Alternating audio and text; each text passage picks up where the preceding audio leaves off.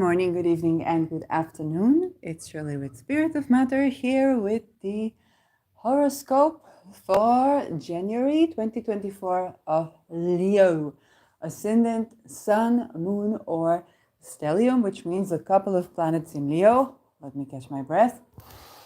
Whew.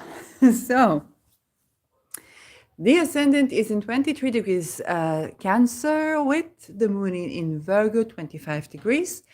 And the midheaven is conjunct in Chiron, 12 degrees Aries, with Mars in the 6th house, so not pre-elected. This is actually already a Saturn night, but I'm still recording. Saturn is in the 9th house at the time of this recording. So, Leo, your sun is now in the 11th degree of Capricorn. Yeah, but we're going to go through this. First things first, I want to talk about the end. That is the end of the month. January 27, Uranus is going direct in your 4th house, in Taurus, right? So 4th house? No, sorry. Your 10th house. Ascendant. Leo, your 10th house. So Uranus is going direct under the very degree that is already in. It's 19 degrees Taurus. And I want you to begin to already think about what has been going on in the house of career, reputation, public image branding, presentation to the world at large. You as a boss, your relationship with authority, with parental figures, and with your being parental figure as well, since 2018. Okay? How have your values relating to these topics changed? Because this is Venus related, this is values. And on a mundane level, we definitely have had events that had global impact. And Uranus is going to go over the same degrees and conjunct Jupiter on the 21st and then the 22nd degree around April 2024. Coinciding with the tales of Passover and going over the same point where the doors of Jews were painted with Stars of David, and some Christians hanged like a mezuzot, which is something that Jews hang on their doorways, with adding a fish, so to support. You want to be thinking, how does this affect your immediate environment, your household, your family, your parents' family, your immediate environment? Because this is a time to do good deeds. This is a time for sweetening of the faith. This is a time to call on Procyon. This is a time to befriend Algol. Okay, during these months. And it's going to be particularly useful for you. Uranus is going to go over Algol, but even still, every person, regardless of their ethnicity, probably have been affected by this supposed local conflict that became very global and is coinciding with the story of the last warning, okay, the last time Moses turned to Pharaoh to release his people, to let my people go. And the last time was where all the Jews painted the doorways red, and every single boy, first boy in the Egyptian household was killed, okay, was dead. It was called Makat Bechorot. So the striking similarity where the doorways of Jews were colored in Stars of David, and the striking similarity that around Passover, okay, the holiday that's celebrated following the release of the Israelites from Egypt, and that thing is, whether it's pre-planned or not planned or what is going on there, there is a striking symbolism at play. And so you want to be thinking about your immediate environment. You want to be doing the sweetening of the verdict according to your own spiritual or religious or even atheistic heritage or beliefs, okay? The lack of belief is also a worldview, right? As you must have a philosophy. And you want to be addressing this because it's not, even if you don't believe in like esoteric or stuff like that, definitely people will be playing on this discourse, okay? Letting you in on this now, as it came to me, because it will be used, it will be discussed, some actions, some activisms will be around this issue. And Uranus is going to go through these degrees. Again, the 21st degree, you can look to S.J. Anderson's work on the 21st degree of Uranus. He did a remarkable job. And, you know, I refer you to him. And the 22nd degree is what we know from Nicolas Stoyanovich, the degree of to kill and be killed. But this was the degree of the 7th of October massacre, okay? Uranus has been on the 22nd degree for a while, both on the direct and the retrograde. Yes, a part of the things that happened during that 22nd degree retrograde was the massacre of the 7th of October. And there was torture, rape, violation. There were ritualistic sacrifices of children and women in horrendous ways. And I want you, regardless of your religion, to understand that this is going to be responded at this time. It is astrologically scheduled to be addressed at this time. The people who have been asking for people for evidence for rape, I don't know who made up this tactic, but this is absolutely not like if somebody wants to manipulate you to get you to into a position that later you are being persecuted because of such things that you said. You are playing into their hands if you are doing this, okay? If it's like not your general opinion, I don't know if people have paid money for this, I don't know. But in general, you want to be thinking about those things. Uranus is also addressing this. Remember, what did we have since 2018? We had the convoy of the trucks during the strike, when it was the green passport and so on and so forth. So the other green cards sozusagen. We had food revolutions, okay?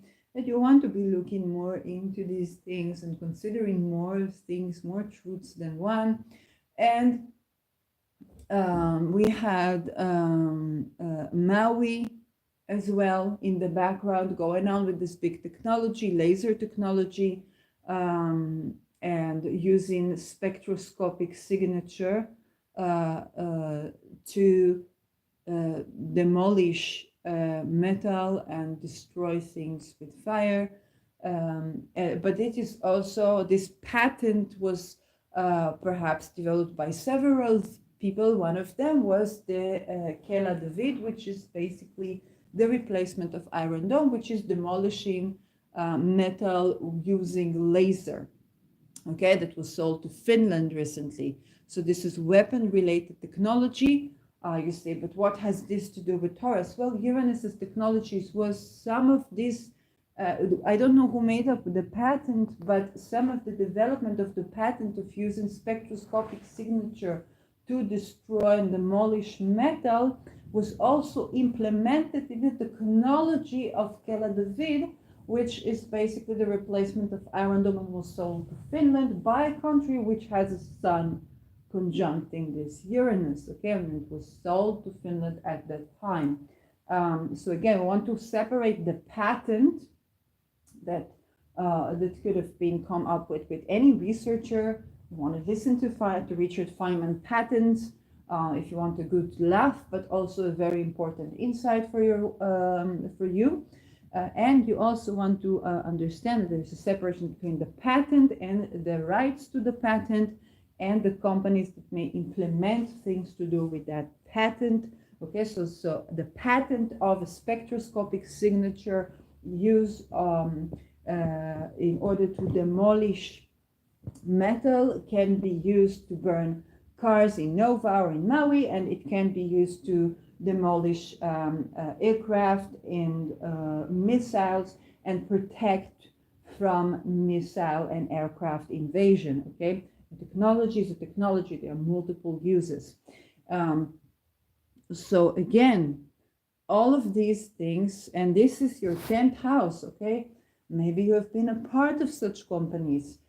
Maybe you don't know. Maybe you think about Kela David and you're like, oh my God, maybe you work in a Rafael or something like that, or some weapon industry, and you've been a developer in the scientific. You thought about the protection facet, and you're not even aware that that patent that you were working on that implementation has also been used in other ways. So you could have volatility to your reputation, to your branding, to your public image as a result of such revolutionary revelations. Okay, so it can be anything on the mundane world related, and because this is an outer planet, it's going to be related. It's kind of like if Pluto, and we'll talk about Pluto, if Pluto ingresses to Aquarius, it's kind of like, how did the World Bank's collapse touch on your immediate environment? I'm trying to remind you what are the things that happened, whether it's the spectroscopic signature use in laser technologies, demolition of metals, or the convoy, if we talk a little bit backwards, or the protests versus slash intifada, calling to intifada. I'm not making this up. These are things that are shown that are happening. Okay, it looks like it's not AI. And of course we have AI in the background, but this is more Pluto Aquarius. We've had revolutions and protests around agriculture, okay, growing fruits, maybe, and you maybe you're working in food tech, stuff like that, and there are things that you're not in control of so much, that can about liberate you on how you present yourself to the public. Okay, so your presentation at the end of this is you're gonna be way more authentic in the 10th house. Okay, you're going to be way more, I'm not saying what you see is what you get, but it's going to be something more liberated, more authentic, less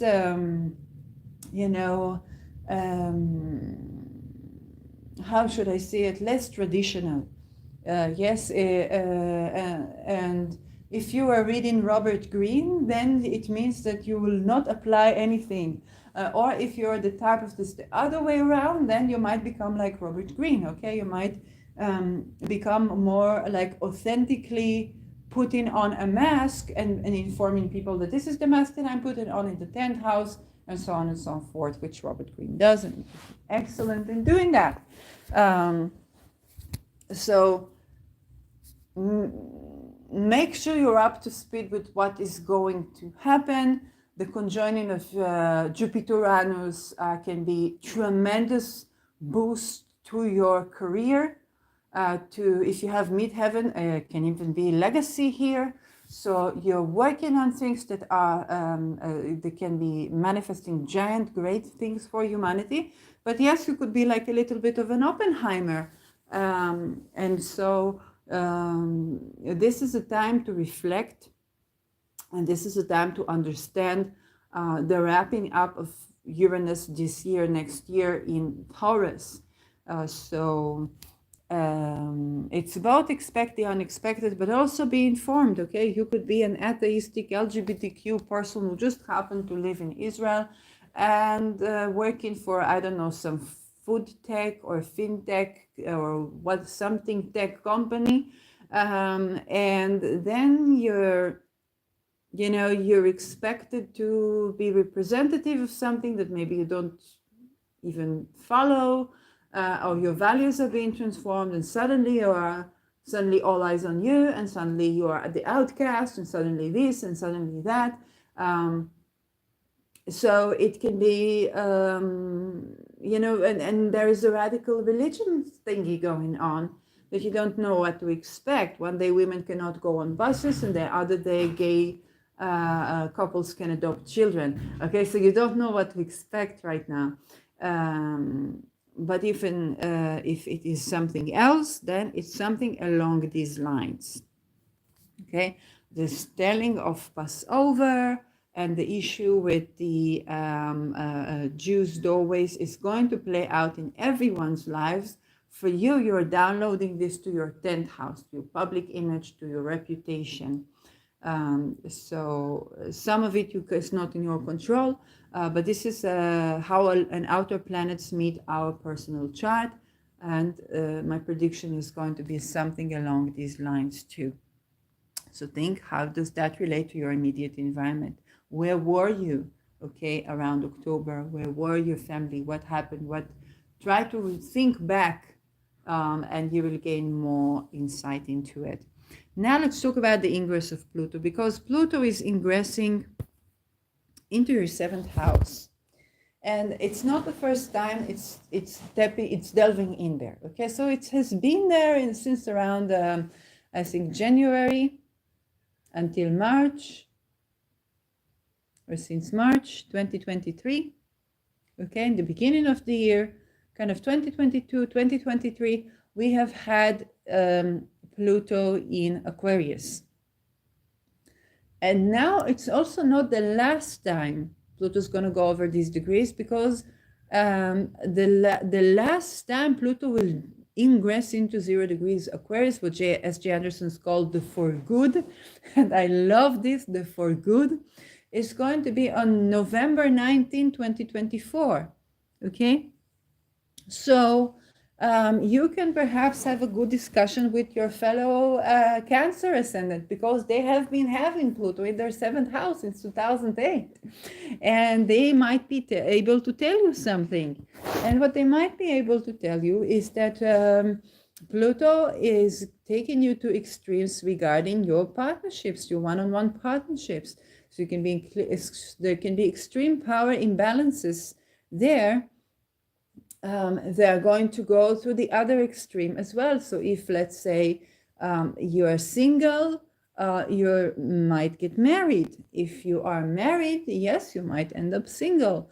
But this can also play a part as, Saturn does rule it does rule your 7th house, just much like the previous ascendant, Cancer ascendant.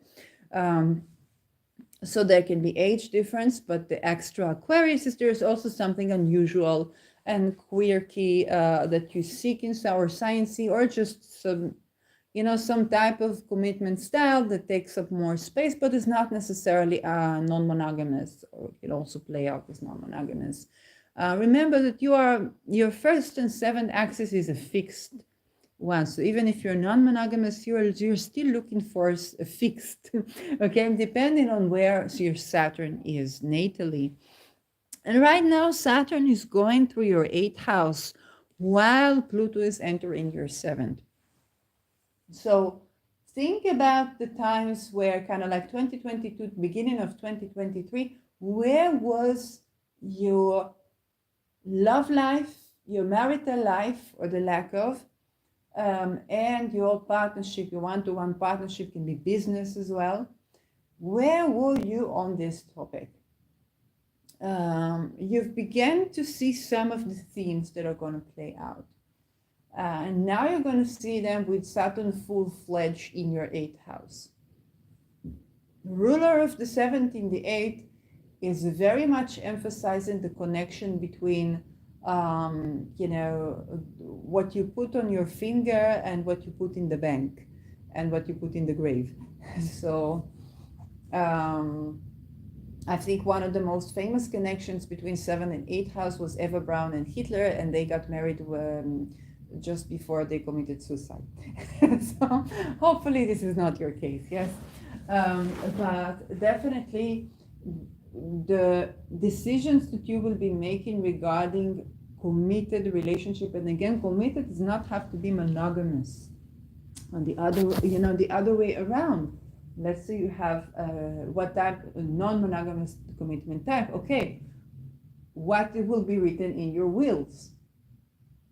you will be talking about this. What will be, who do you write in your life insurance? Okay, medical insurances. The stuff that are practical. And you might come up with unusual ways to do that. But definitely Pluto is going to emphasize on going to extremes regarding having a partner, regarding the power relation within the partnership. Okay? For example, if there are kinky couples, sometimes with kinky couples, they have like a coupleship where the dominant person has the submissive also working to provide for the dominant person. And you might find it, and you might try such a thing. And then you might go to the other extreme to say, no, I actually expect the dominant person to provide for me. I am the submissive. Okay? So this may be looking at things differently.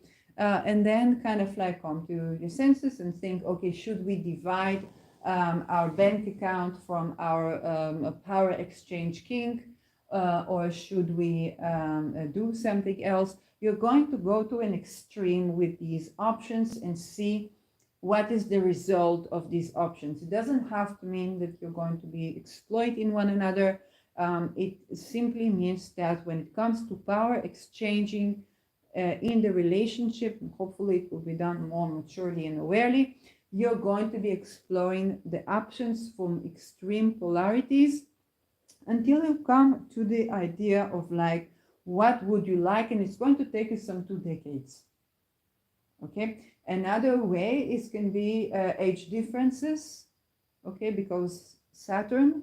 And so it can be such a situation where, for example, you are the older partner and the younger partner is younger than you in years and experience, but they are more technological, they are techie, and can be like what happened to me perhaps in academia. Okay, I was not having the psychological prowess of the person who was violating my boundaries, but I did have social media and I did have competence in other fields of studies, and I expressed myself in the ways that I had, and so he could feel disempowered by me, which is something they did not take into account. And there were also kind of intricacies, but it can be something like that where, and again, it doesn't mean that somebody is intending to exploit the other person. It can simply mean there is an age gap. So you're trying to be conservative, like maybe not to overpower the other person with your psychological prowess, while they can be like very high-techy person and they can hack into all of your accounts and stuff like that. And you're like, hey, wait, who has the power here? Because it seemed like this little, this little rebel has my bank details and can do whatever the F they want. So wait, I'm the older person, but they're the techie person. And it can be something like this, or the other way around. Okay, if your partner is like the older person. So you will go to extremities in understanding how themes of power, taboos, hidden things, and birthing plays out. Pluto is a big birthing story, because Pluto's it's hidden, it's hidden, it's hidden, it's hidden, it's hidden, it's exposed. Okay? Pluto is not about keeping things only hidden. Okay, if you think about Swiss bank falling with Pluto at the end of Capricorn, what was Switzerland? It's always about hidden wealth. Okay, and then Switzerland was revealing. I know if from Israel, for example, Switzerland began to reveal the names of the people who had account in Switzerland. Okay, and were evading taxation through that. So Switzerland began to expose its secrets. Okay, which was coinciding with the fall of the Swiss bank. So mind you, Pluto is not to keep something hidden forever. It is hidden, hidden, hidden, hidden, hidden, and then revealed. Okay. And so with the 7th house, you might, neither of you will want to be talking about your crazy exes, defining them as crazy. Okay, because this is just the point where the paradigms will be changing. and so on and so forth. So if somebody is saying my crazy ex, then things will be exposed, okay?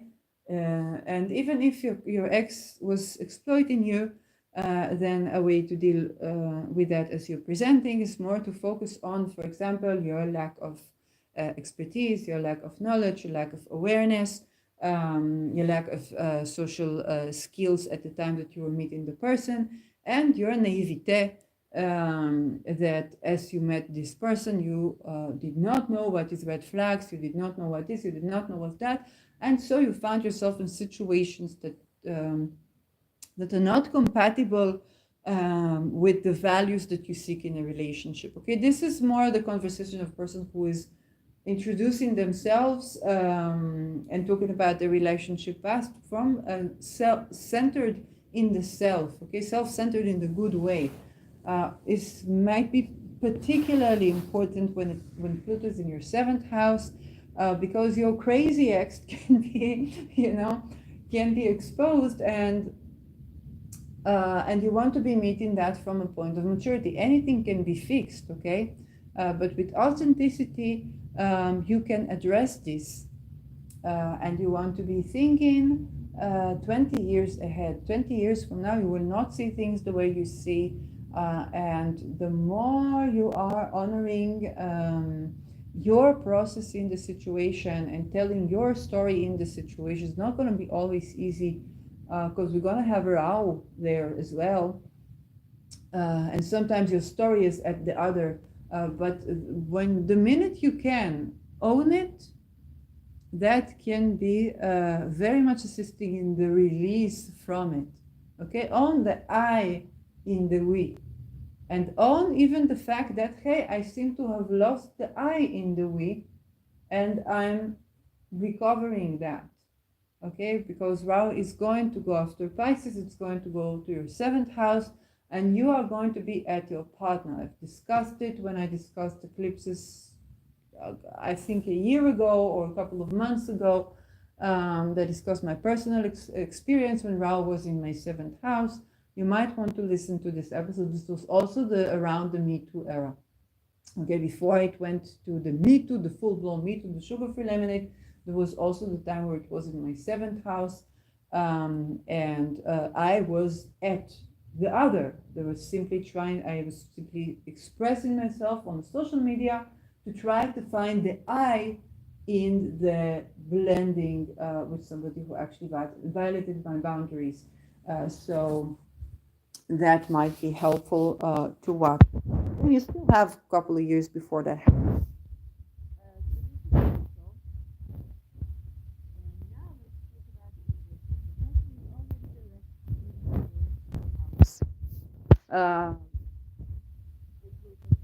Also the shade period in your 6th house.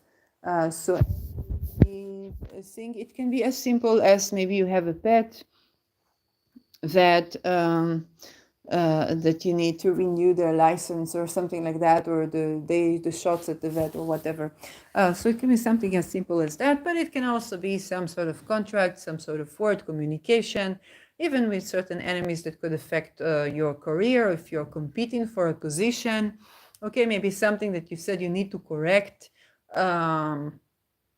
or something that you said that rules your 11th house, something that you said on social media has been affecting your competition to a certain position. Now you get the chance to review, rewrite, fix the impression, and take the crown if you need to be, or just,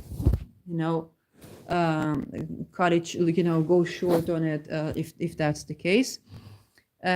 Before we talk about Mercury ingressing to your 7th house, Mars, Mercury, and Venus will be ingressing one by one to your 7th house this month.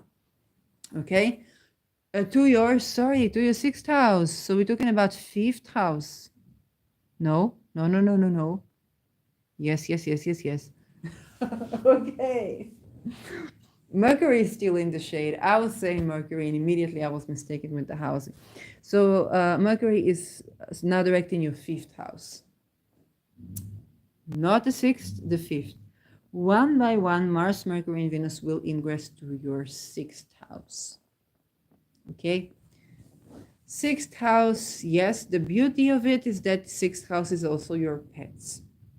So you're going to be a highly active house with a ruler in the 8th. So you might be having a pet health insurance,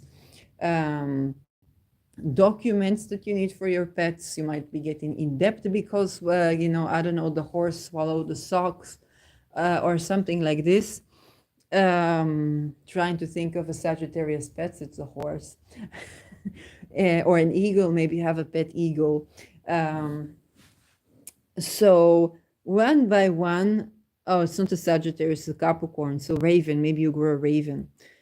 So one by one, basically you're going to have things come into your 6th house. It's also the house of kind of like the employees you are competing in with over a certain position, or just kind of like your colleagues. So open enemies, and it's also the house of your health. So what for you it means is that the house of your health and the expenses or debt related to this is going to be highly active. First up is Mars. Mars, January 4th, Mars ingresses to your 6th house. Mars rules conflicts, fights, litigations, inflammations. Okay? Any of the above? Ruler is in your 8th house. It can touch on something you want to look for, perhaps the ancestors that can help you with this. For example, if you talk about the teeth, is mostly representative of ancestors and hair. So let's say you have a problem with the teeth, you want to honor your ancestors and you want to connect with them and see, I'm in the process of doing this, and see which ancestor has certain wisdom. For example, your wisdom teeth is mainly about honoring like the ancestors. Okay, most of us have like cavities there because we didn't even know how to do this, or that we need to do this. We didn't even think about this most of our lives. And then either we have extracted the wisdom teeth or we have some cavities, and now it's time to do some ancestral work and gain wisdom about this. And so like, how do I even approach this? Slowly, step by step, the way Saturn does. So doing something with ancestral work, intergenerational work, can very much support the process of your physical health. Okay, Mars rules inflammation, so it can be around your gums, it can be around the nervous system, and then so because of stress you can have like hair falling, or it can be around like wounds around like your fingers or your your nails. Okay, if you're the type of person that tend to break the nails or something like that. Because of the co-presence with Pluto, there can be a fungal thingy. So if you have like athlete's foot or fungi, toenail fungi or stuff like that, then again, you want to be understanding that this takes decades to manifest. So it's a decades-long work. Again, working on where are you stuck in your life, releasing this stagnation. This is Mars. And if it is it's also accident related. Okay, and again, accident is usually we are moving too fast or we're moving in the wrong direction. This is usually to where it denotes.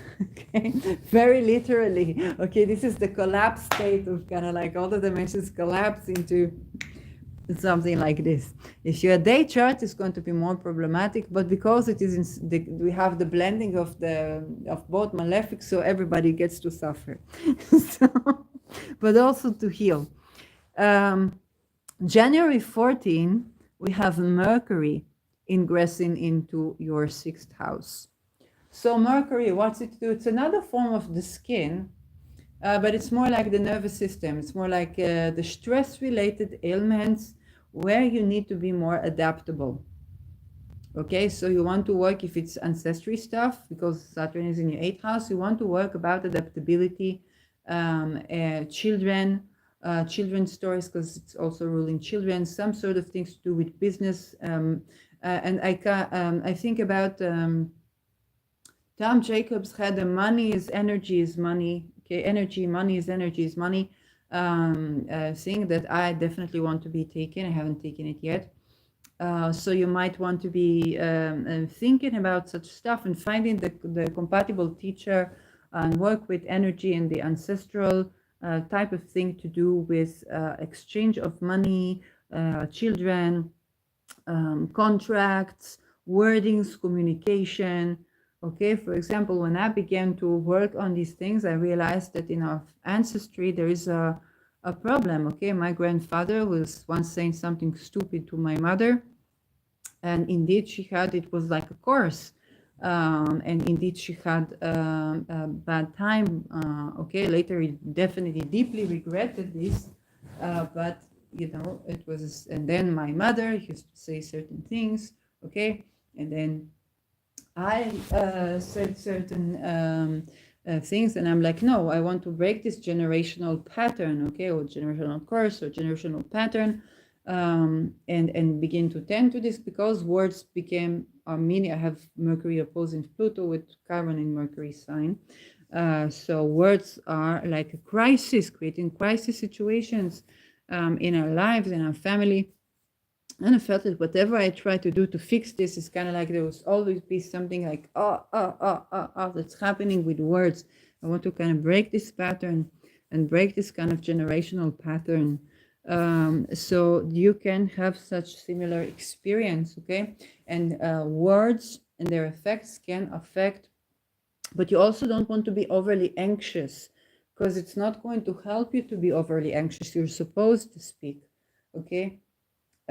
Is finding the way of, in the co-presence with Pluto, it can be going to extremes between being silent and like vipassana to speaking, and how do you use language, and you use language to manifest or to dissolve energy. When I was with They Don't Know What's Energy, which was my therapist, then he used, at least claimed, he used language to dissolve energy, but I used language to manifest thing. And so I had a problem to speak about certain things, also because I had other problems, but to speak about certain things because I didn't want to manifest trauma. Okay, and so we had two conflictual uses. Okay, this is not about him being abusive. It was more things than just an abusive or life-risking person for me. And so how the two ways of using language collided in a way that was tricky. Okay, and Mercury is ruling this type of trickiness that can affect your skin, your scalp, your hair, your teeth, your nails, and you might want to find the words, but you also don't want to be overly anxious, and to understand that there's something going on there. And it can have to do with your nervous system and your gut bacteria. Okay, so you interfere with whichever level of interference you have, and there is something that you need to sort out. Okay, for example, if I take care of my teeth, I saw that I have delays and challenges to do it, and with every delay and challenge, I learned something more. So once it was fluoride and Manhattan Project, I was like, oh, that was fine, and it was fine to say. And then it was with the insurance of the country, the HMO, the Krankenkasse, and then I was like, oh, 2030, going, crazy with medicine, with other things. And then it had to do with like ancestral stuff. And then it had to do with honoring ancestors. And then I was finding like essential oils to deal with that. And then suddenly my mama brought some food, and there were a pile of cookies. Okay. And I think about the role of sugar, how the role of sugar and sweets been playing in our family. And my grandmother had two legs amputated. She was working for a chocolate factory. And then my mama was very like cautious, but she would have the sweet tooth around me. She liked salty things, but when I was born, she also introduced herself to sweets. And then I was sugar-free lemonade was not originated about sugaring, because I didn't know what sugaring is. Okay, mind you, I was not. It was not in my lexicon. But I was joking. It was around the time that Beyonce came out with her lemonade, and I was joking about myself because I was trying all these weird diets and dietous food regimes. And because we had diabetes in the family, then I was trying to eat without sugar and also not to have replacements. So I call this sugar-free lemonade. Okay, it was not originally written about sugaring. Only a year ago, when somebody contacted me on Instagram and offered to be my sugar daddy, did I like, sugar-free lemonade. Oh my God. That was also a part like, this is the way it was as far as I remember this from this point. And so I understand that every time I try to like cut off the sugar, it's coming from another point of view, and there's something going on with sugar and perhaps sexuality, and perhaps there is something to do with sex trafficking or sugaring, something to do in my family that I don't know of, like the ancestors of ancestors that I don't know of. So I will see that I'm trying to tackle this from one point, and then my mama comes with this pack of what you think is bread, but is also pizza and 10 cookies that I really, really like and I can't resist. And I try to understand and be curious about the patterns that are revealing themselves here. Of course, when it's teeth, it's Saturn, it takes time. So if that's something like hair, like skin, like teeth, or something to do with a fungal infection, this is also the caries you have in your teeth or cavities. It's the same thing. This might be one by one speaking to you. Saturn in Pisces is ruled by Jupiter, so this is literally the sweet tooth. Okay, from a holistic point of view, so stuff to do with the sweet tooth or diabetes is to do with self-love and absorption, to be able to feel self-love and to be loved, and so and then this is a very general, it is a dogma. How it translates to you is different. So this is what I have to say about Mercury. Okay, health issues because of the displacement of Saturn in the 8th house, and also enmities and arguments. There is something ancestral there. You want to be dealing with that on an ancestral intergenerational level, and even astrological level. This will help you. Okay, when I began to deal with stuff I had intergenerationally, because they were related to outer planets, I did not have this language, I did not know astrology all that much, I saw that I was seeing more progress. Okay, and then when I studied astrology, it's even more boosted my understanding and humility and sense of self. So the next step is going to be Venus. When will Venus ingress into your 6th house?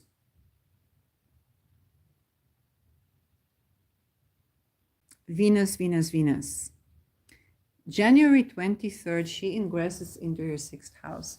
And Venus, if we talked about the sweet tooth from the placement of Saturn, Jupiter, then we have a Saturn, Jupiter, Venus. Okay, with Venus in your 6th, that can mean that you can have a female colleagues or sisterhoods issues that create some enmity. If you are, let's say, a man and you have female colleagues, they might have something against you. Okay, and it doesn't mean that you are to blame. It just means that maybe they project stuff on you, maybe they compete with you, and they might use their women card to say, oh, we need to promote more women. Maybe they are on their right, maybe not. But it's something to do with sisterhood. If you are a woman, it's something to do with sisterhoods. Your open enemies now, colleagues and stuff like that, are frenemies. So, and they can be, even your boss can be a bit of a frenemy. Okay, especially if you're supposed to get a promotion. And Venus is ruling your 10th house. Okay, so you're serving others in a way that you are a boss, perhaps. Now, so maybe you are supposed to get a promotion, and the core of the boss is kind of like being your frenemy. It's work, work drama. Venus in Capricorn is very practical. So what you need to do is take on a practical position, and remember, still Saturn is in your 8th house. So what it tells me that whatever enmity you're dealing with, your issues is to do with something that is intergenerational, maybe from your lineage, maybe from the lineage of your partner if you're married or you have a committed partner, or even kind of its complicationship partner. It can also be seventh. So you want to be looking into that from an intergenerational point of view. Don't just look at this Venus. Don't just look at this person doing annoying things to you. And they could be doing betrayal, okay? But look at what is the bigger story here, so you can learn to heal or address the bigger story and actually go through a sense of recovery or completion or even radical acceptance about the situation. If it is a health issue, so Venus is to do with the voice, the throat. Venus is the ruler of Libra, is kind of like the kidneys. And Capricorn, again, is about stress.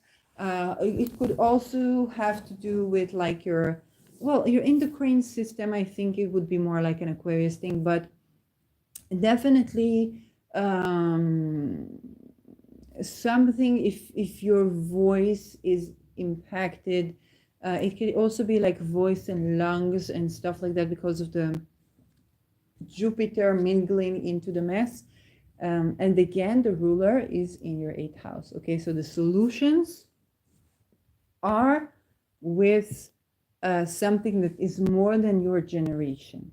Okay, and there's some sort of and it can even be in a situation where you go through a certain trauma or something triggers you or you have to address something and then your throat sores. And so it's to do with expression. Anything more than that? Well, Venus will be sextiling Neptune. So Neptune in your 8th house. This tells me that you might find a more holistic solution. It can even be creative expression. Okay, when I had allergies, I was working for a bank, not a bank, but a company that was a credit card company that belonged to a bank. And I got up in the morning, and you know, I am a writer. I like to sing. We're a family of creators. Yes, my father was more engineer oriented, but he was building things. But my mother's a writer, creatress, painter. So, and I was working for this credit card company because I needed a job. And so I would wake up every morning enraged. And I didn't think much. I had allergies, and so I went to the acupuncture through the HMO, and she was asking me all the questions, and she was very good. She told me, please, you did not know anything about me other than like the medical stuff. And she said, you must do something, write something, paint something every day. You must do that. The first thing in the morning, you must do that so that you will wake up less enraged. And lo and behold, many things came from that, including screenwriting that I did, and many other things that became more incarnated when I committed to at least half an hour of writing and so on and so forth. The reason I'm telling you this is because with Venus, Neptune, this could literally be your state, okay? Perhaps your labor, what you do for a job, is not giving place to your creative expression. Your 10th house is Taurus, darling, you are creative. You need to express your voice in your career. If this is not happening, of course you are sick, okay? But you also have to look at the ancestral passage to this. Yes, and this is very important, and this can go back in the lineage. Okay, so that can affect your health.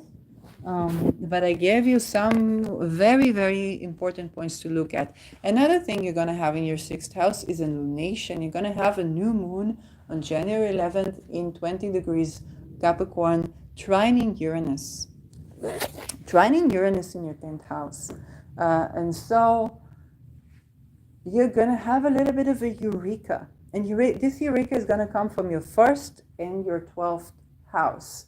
You might see how your life path and mental state and physical health and career and service to the world are all enmeshed, okay? And in a defiant streak of eureka that you have, which is trine to Uranus retrograde in your 10th house, you will be taking action. And you will be taking action to start something new. It can be a new job. It can be taking on a path. It can be a creative expression that improves upon your health and is also related to your career or to your image or your branding. If you have employees, you might be kind of like having them enrolled in some sort of a creative process.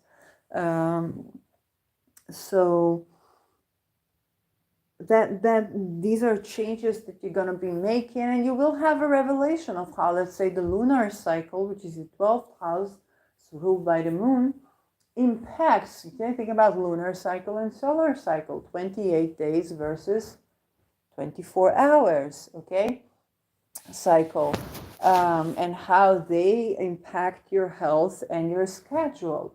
If you're working only by the solar cycle, it doesn't matter if you're a solar person or not, you're working only by the solar cycle, then you are neglecting the impact of the lunar cycle on you, okay? You could be a cisgender man, and a cisgender woman is menstruating around you. She's your colleague, not your partner, not anything intimate. She's working with you every day. You're going to be impacted by her cycle, my darling. You're going to be impacted. You don't have the 5th vital sign in the visible so much. You have to do sperm count for that. But other than that, you're going to be impacted. Your moods are going to be impacted also by her. Not as much as a lunar person, but definitely it is going to impact you. If you've been neglecting that, it's going to manifest in your health in one way or another. You're going to have this deterioration of stress. Whereas if you're a lunar person, you might want to be given to be honoring the sun as well. Okay, so wake up in the morning and honor the sun. Can be a good practice for you. And you might not be able to do this every day, but you see that getting some sunlight. Okay, maybe you are in an office where there is no sunlight, so you're having your days off for like your moon days, but you don't have sunlight in the office, and so adding sunlight to your office can actually improve upon both your images. If you take image and you're where there is a sun, then you're more photogenic. If it's natural light, I always use natural light in my shootings. It's not ideological, but it's like something that I like having. It's also good for your health. And this will also impact your waking cycle, okay? And again, that has to do with your addressing the 8th house, the Saturn in your 8th house, and preparing for the ingress of Venus, okay? Last donation. So last donation is going to be in your 1st house, with the moon in your 1st house, but the sun in your 7th house, where she's in detriment. And it's going to be creating a T-square with Jupiter in your 10th house. So again, 10th house, 6th house, 7th house, very active this month. And this donation is happening on January 25. This is a full moon. And what is a full moon? Something is fully revealing itself, okay? The fruits of your labor fully revealing themselves. And there is, at this time of fruition, there is tension. There is a tension between your one-on-one relationships, partnerships, or even enmities, and your image, your public life, your even legacy, if you have midheaven there in your 10th house in Taurus. And this tension is resolved actually in your 6th house again, because it's supposed to be resolved. A T-square is resolved in the other polarity of the T, so the opposition to Jupiter, and that will be 6 degrees Scorpio. It is ruled by Mars, Where is Mars? In your sixth house conjuncting Mercury. So again, this Mars is ruled by Saturn. And so the solution to the tension that you're experiencing between your career and your intimate life is found in your daily routine. And there's some sort of a defiant action, because Mars is applying to trine Uranus in the 10th house, that you're going to be taking regarding your health or your work. Mars is about severing ties, okay? So you could say goodbye to a job, say no to a promotion, or say yes to another thing, or you know, or take on some physical activity, like athletic activity, and insist on it being a part of your day. At your career, the 10th house is going to be supportive that this is going to be resolving that T-square. So all eyes on your 6th house, even when it comes to your 7th and your 8th house as well, because the ruler is in the 8th. January, big time, big month to go ahead with health improvements, and understand that this is a Saturn journey, okay? So answers are going to be revealing themselves one by one. This is ancestral. Don't mistake anything here that you're experiencing to be just an occasional this life thingy. You want to be aware of kind of like the history or the heredity and the ancestry related to whatever you are dealing with. Lots of health stuff, but if you have pets, lots of pet stuff, and your career is going to be impacting and impacted by this, also your intimate relations, and you might have a new beginning around your intimate relations, where you try something new, you try to be, and it can be very much about trying to be with someone, because the sun is going to be in the 7th house. That means the ruler of your ascendant is in the 7th. It means that you are very much either longing for a relationship or starting to actually be committed, okay? 7th house is committed.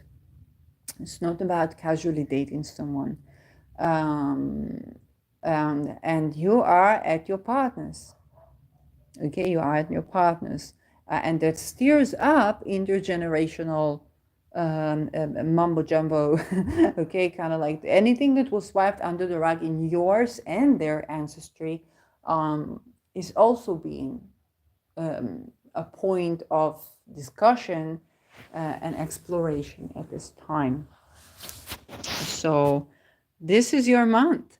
One other election that we're going to have is we're going to have the Sun conjunct Pluto on 29 degree of Capricorn on January 20. You need to adjust the time to your location, and the Moon trining it from 29 degrees Taurus, which is your 10th house. So I don't know if you want to capture this. It's in your 6th house. You might not want to work with this. I'm thankful to Beth for mentioning this election. And again, maybe you want to try and capture this, maybe you don't. This is your 6th house involved here, so I don't know if it's good, but it exists, and it's the last time we're going to have this conjunction. So yes, hope this helps.